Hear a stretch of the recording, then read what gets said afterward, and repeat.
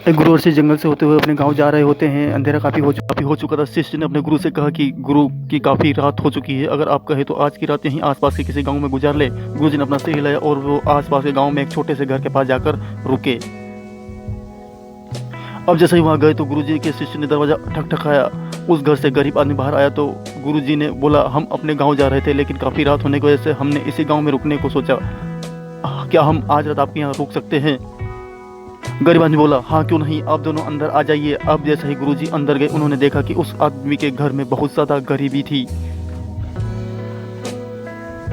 गुरुजी ने उससे पूछा कि आप काम क्या करते हो? वो गरीब आदमी बोला कि मेरे पास बहुत सारी ज़मीन है। तो गुरुजी ने बोला, अगर तुम्हारे पास बहुत सारी ज़मीन है तो इस तरह से क्यों रह रहे हो?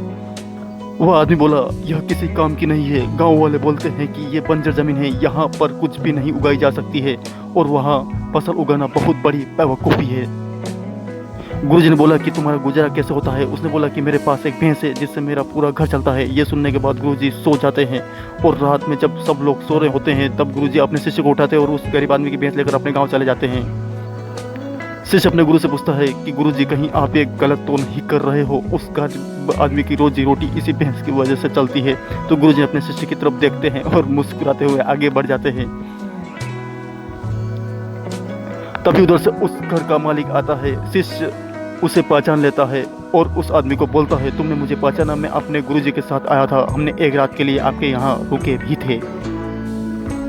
वह आदमी उसे पहचान लेता है और बोलता है कि उस रात में आप कहाँ चले गए थे? और उस रात के बाद ही मेरी भैंस कहीं चली गई थी, मेरे पास कोई रास्ता नहीं था, तो मैंने अपने ज़मीन पर मेहनत की और फसल निकल आई और आज मैं इस गाँव का सबसे बड़ा और सबसे अमीर आदमी बन चुका हूँ। इस कहानी से हमें यह सीख मिलती है कि हमारे अंदर ऐसी बहुत सी टैलेंट छुपी हुई है, लेकिन हमें कोई ना कोई चीज़ रुका कर रखी है। वो आपके फैमिली वाले भी हो सकते हैं, आपको जॉब भी हो सकती है, कुछ और भी हो सकता है। देखिए आपके पास भी तो भैंस की जैसी कोई दूसरी चीज़ तो नहीं है जिसने आपको आगे बढ़ने से रोक कर रखा है।